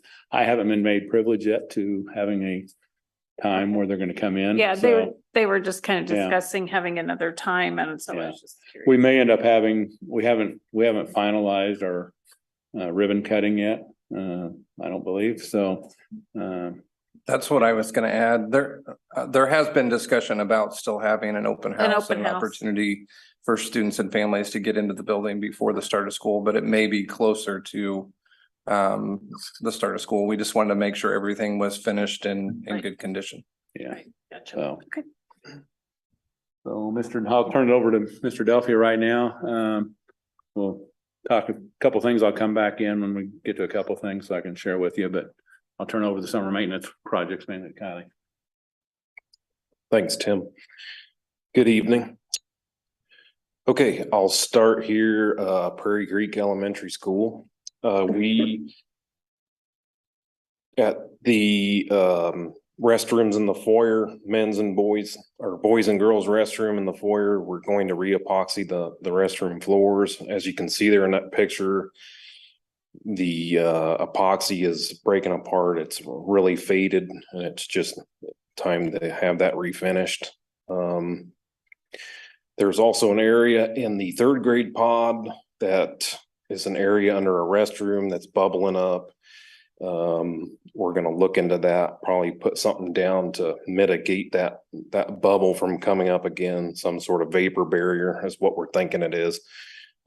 Thinking water or something's coming up through there to cause that. So the sidewalks out in front of the school, we're going to add the sidewalks coming from the pods out to the main sidewalk.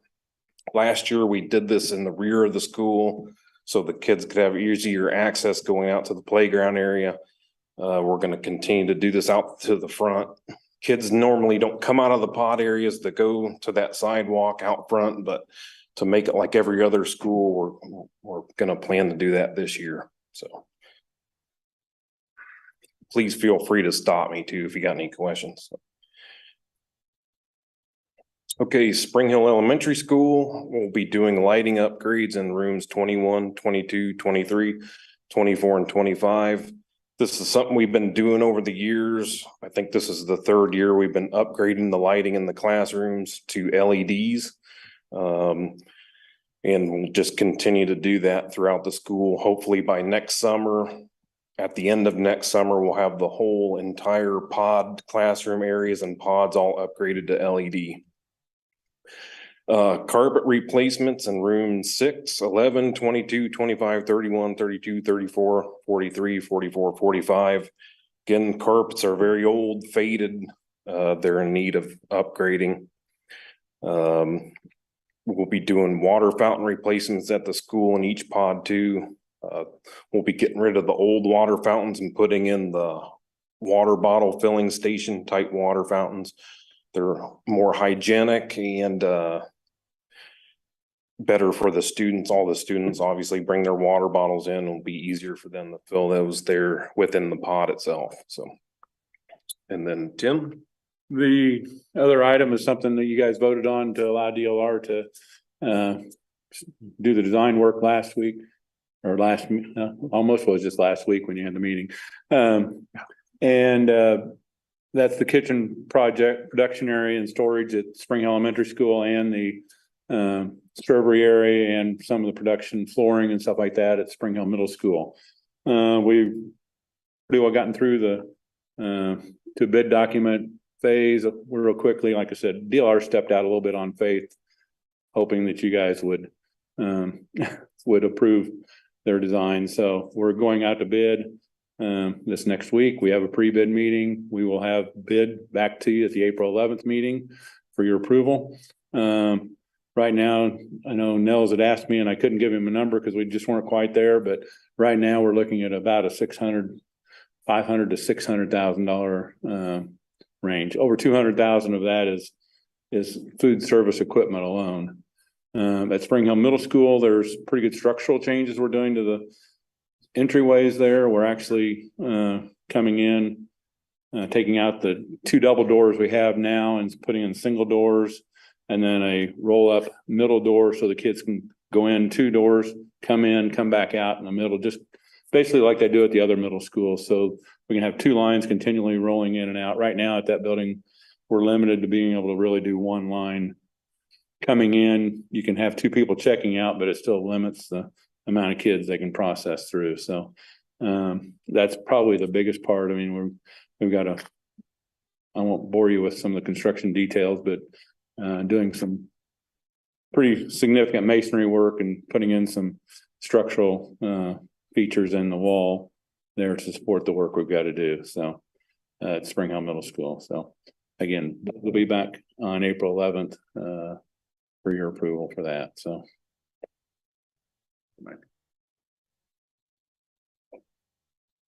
Okay, Spring Hill High School. We are going to be doing carpet replacement and upper level entryway of the gym. Hard to see in the picture there again, but a lot of that carpet tiles curling up on the corners, causing tripping hazards. So we're going to replace all that. Lighting upgrades. This is something we've been already doing throughout the school. We're converting the T8 bulbs into LEDs. We've gotten the kitchen band room, some of the hallways already converted, and we're going to continue to do that. Hopefully we get a lot more done over the summer with this. Parking lot drive lights. Last year we did a lot of the student parking area, actually most of it with exception to the area that was already converted to LEDs. The areas we didn't do is the area through the drives, the bus loop, and we're going to do all those lights. I believe there's 13 on there, but you can see them. They're little dots there marked on that map. Water fountain replacements similar to Spring Hill Elementary School. We'll be upgrading some of the water fountains to the water bottle filler style for the students. And then at the baseball and softball fields, we'll be doing netting systems for the backstops of the baseball and softball fields for spectators. Protection from foul balls. There hasn't been any incidents in 16 years. No one's, to my knowledge, has gotten hit with the ball, but there has been some close calls. So we're just putting up some additional protection for that in case something does happen. We'll also put up some signage too that says, hey, you know, keep a lookout, because even though that looks nice, it protects probably, you know, 95% of the balls, but it can't protect all of them. So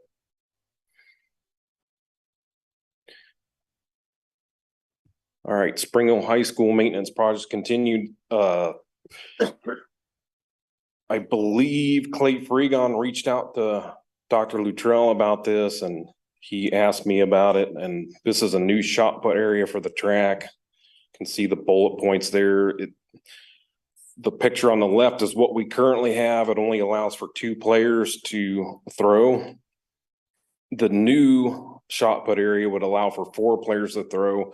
And it also allows the coach to be right there amidst them while they're throwing to coach them. And so with the increase of students, it gives more practice time and it makes it a little more efficient for that event for track. This is similar to what Ottawa High School has. Brandon McCutcheon and I went out and visited Ottawa High School, looked at theirs. Very nice. Yeah. So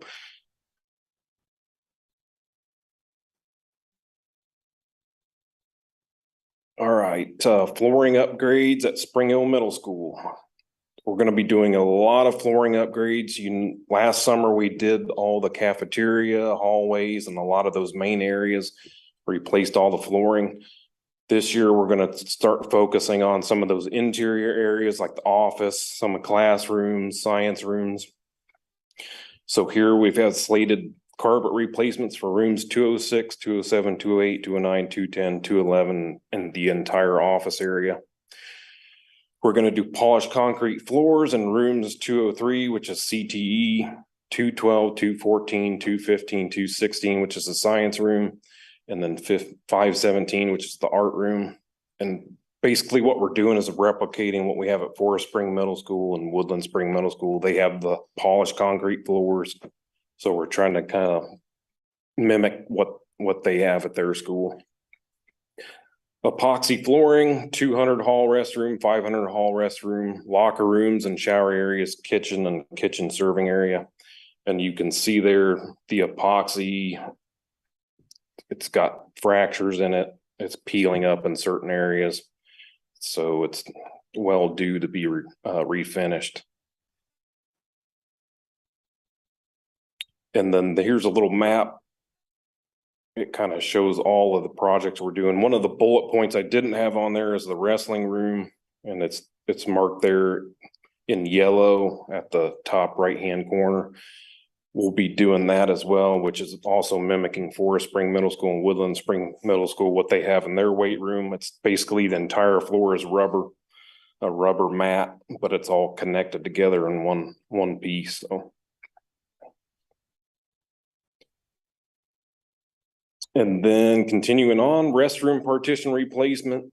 And 200 and 500 all restrooms. They are the original partitions in the restrooms. We're going to replace those. And then we'll be doing lighting upgrades similar to what we're doing at Spring Hill Elementary School. We're hoping to get the office done and hallways. We may be doing some classrooms as well, but we'll continue to do that throughout the years to get everything up to what our other schools are like. And then I'll let Tim take over.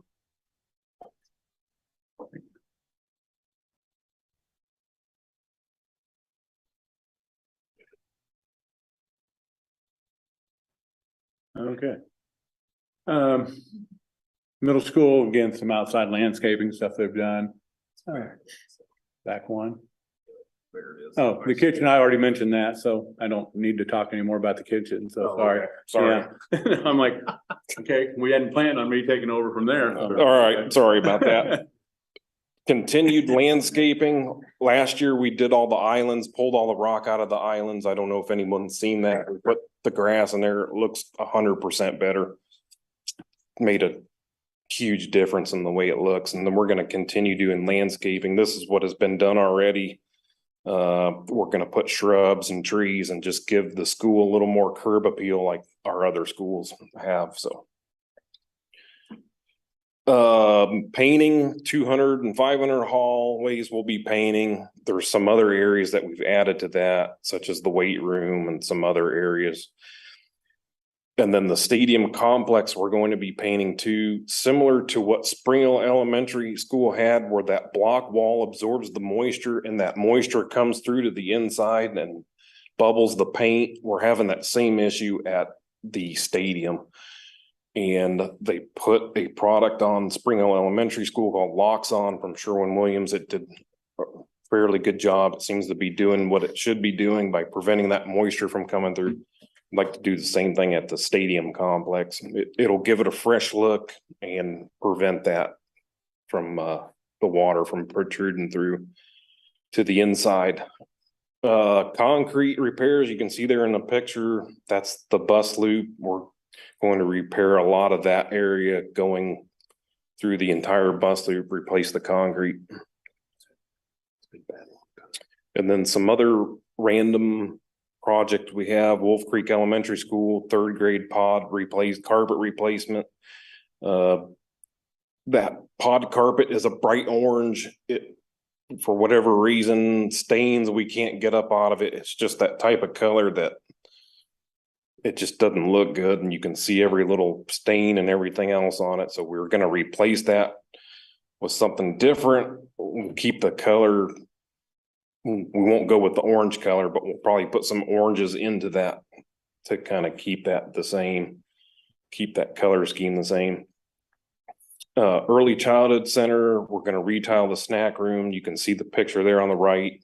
There's parts peeling up, and it's pretty bland of a color too. So we have a lot of VCT left over from from the other elementary schools. We'll just use that product and put a little more color into there. Timber Sage Elementary School, the west sidewalk, we have some drainage issues. You can see there. It's right along the area that's right below where we have the T-ball field in the playground area. So whether it's just runoff from that, or if we have a spring or something there in that area, it just keeps going over the sidewalk.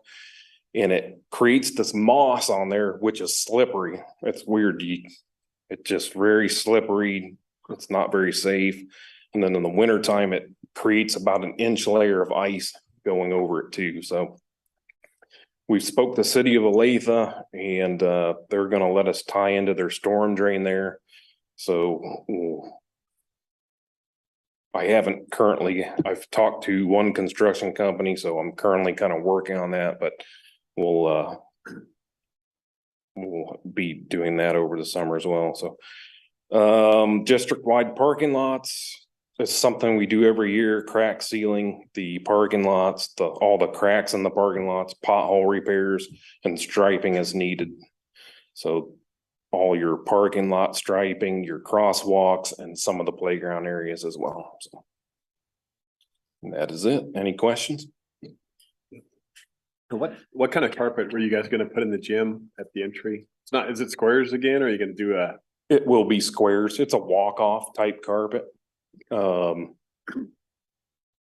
It's similar to what's there, but a little newer product. I can't remember the details honestly, or just tell you, but it will be squares. I know that. That is the original carpet from there, so had a lot of traffic across. Tim, I like your optimism on the kitchen stuff. I was at American Dish last week that make our dishwashers like we use. They're 4 months behind. They could be making 200 a week. They can only get 140 out the door. So I'm like hoping that's just them and we don't have trouble getting the equipment that you're gonna need. We have talked to the vendors that are the vendors that we're specifying. And, you know, hopefully they're not lying to us because they want our business. The kitchen consultant has a pretty good relationship with them and he feels like that they're being upfront, and the stuff that we're getting, he doesn't believe is going to be hard to get. But again, you know, sometimes people want to make the sale. So sure, you know, and again, we've got contingency plans. If things go south, we'll have ways to serve and still get the kids fed, because we're not really doing a lot to the actual the equipment that we need. We're not doing a lot to the production equipment. So the production of the food can still go on. It's really the serving area. So there's other things we can do to help in that and the serving of the food. So good. Yeah. And everything we're bringing in is actual mobile equipment too. So if we have to, you can set up sterno and other ways and serve kids off of that, and ice baths and some other things to get garden bars and everything else. So there's a lot of contingencies we've thought of, but we're not going too deep until we have to. So thanks. It's a lot of projects going on. And is this all subcontracted out, or are you gonna mix of both? Yes. Your staff? Yeah, we'll do some stuff in-house, and obviously all the flooring projects will be an outside contractor, and we'll be bringing that back for approval because those items are gonna surely be over 20,000. So anything that's over 20,000 we'll be bringing back to you probably the next board meeting, hopefully. And is this all part of a big asset management plan program? It is not, and that is something I'm looking into. I took your advice. I don't know when that board meeting was that were talking about that, but I've been looking into that. Okay. So, yeah. I know, well, there's several of us gonna be at the National School Board Conference. If we'll see a lot of vendors and talk to a lot of different people at that point, and something we can drag information back and provide it. Sure. If you want it, you can evaluate it, look at it. I love the feedback. Yep. Thank you. Thank you. But I know that having a clear picture of that, of our asset management it saves the district quite a bit of money. Yeah. Because you get to control the maintenance rather than the maintenance control you type thing. So. Right. So very good. A lot of work, a lot of coordination. Thank you for putting this all together. There's a lot of moving parts here. Yeah. So, any questions? All right. Very good. Thank you. Thank you. Did I have a comment? Oh, okay. Not on this. Oh. No, thank you. Thanks for that. On 902 on the transportation, when we bring that back, if we're gonna bring that back, can you like calculate what a total dollar would be, like based on this year's buses or something? Cause it's just got so many Yes. dollars per route. We give a ballpark, we give a pretty approximate based upon what it would have been this, like how much we spend this year, then with the 8% expected increase for next year, what that would look like. But with both the 2 and the 1 here and all that stuff. Okay.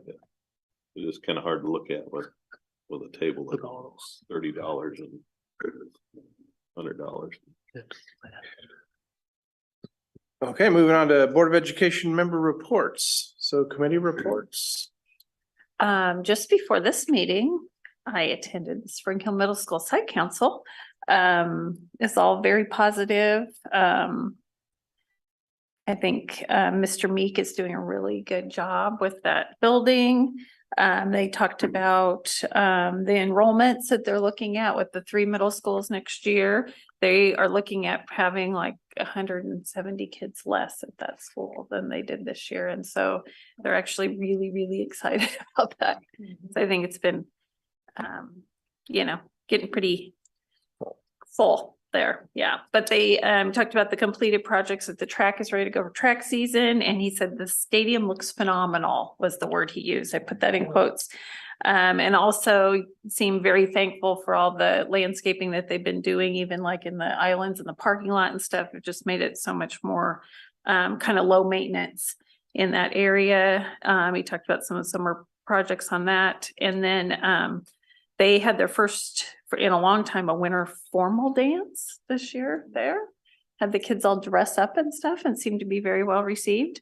Good for morale. They were all very excited about the idea of us approving the alert things. The parents and the staff that were there were both thought that was extremely important.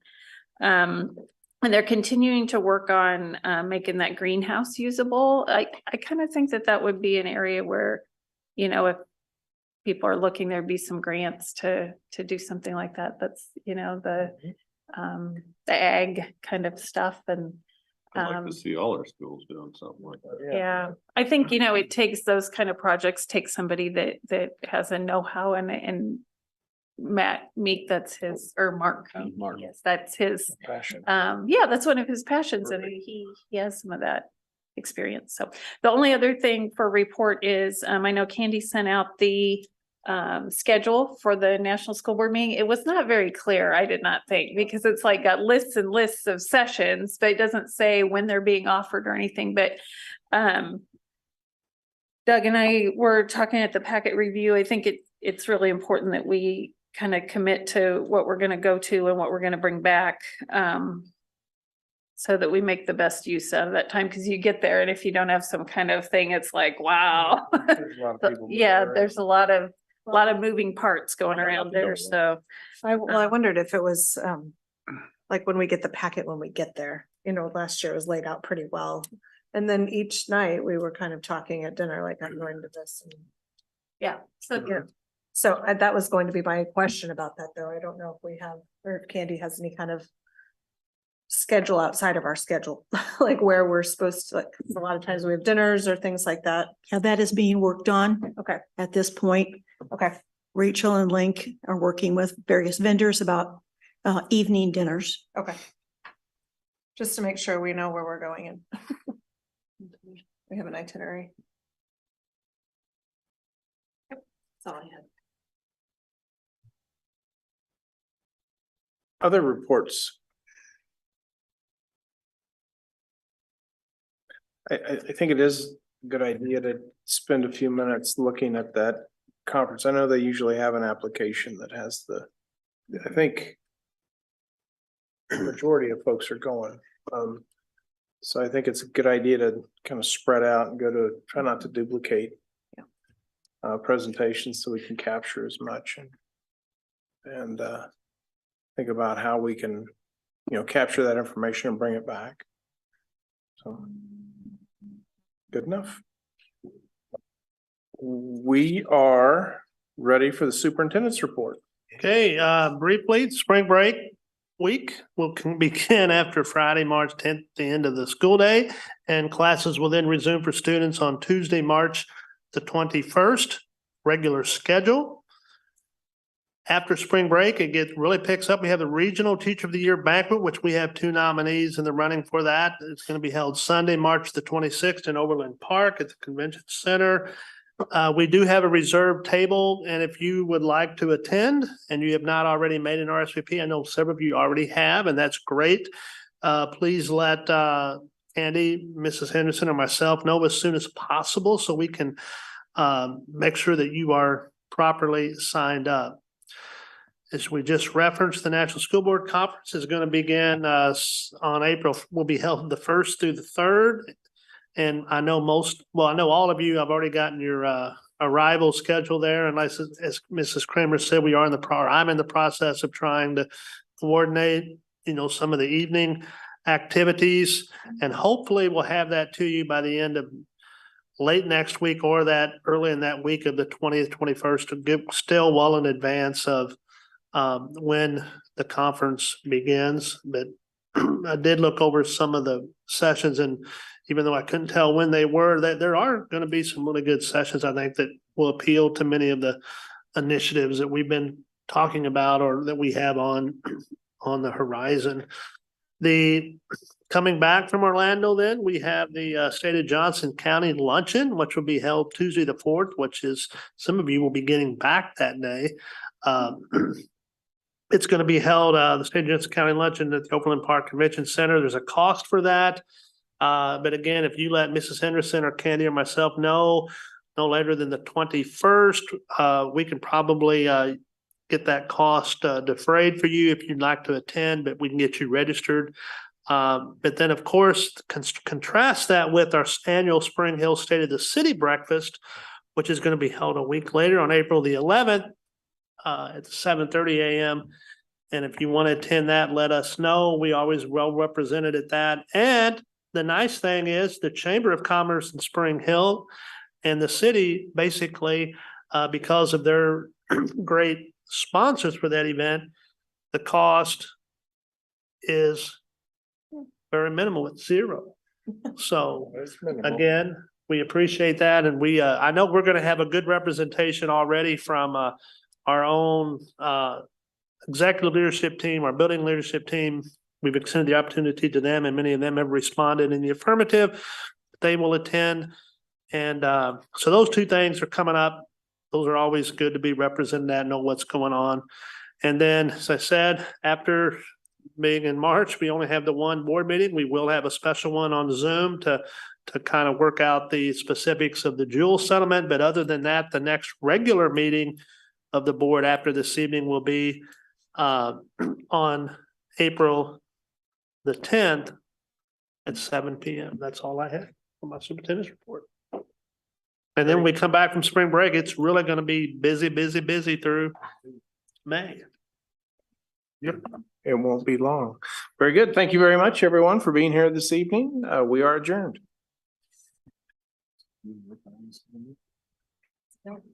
Not at all. Do you know the other one, Megan? No.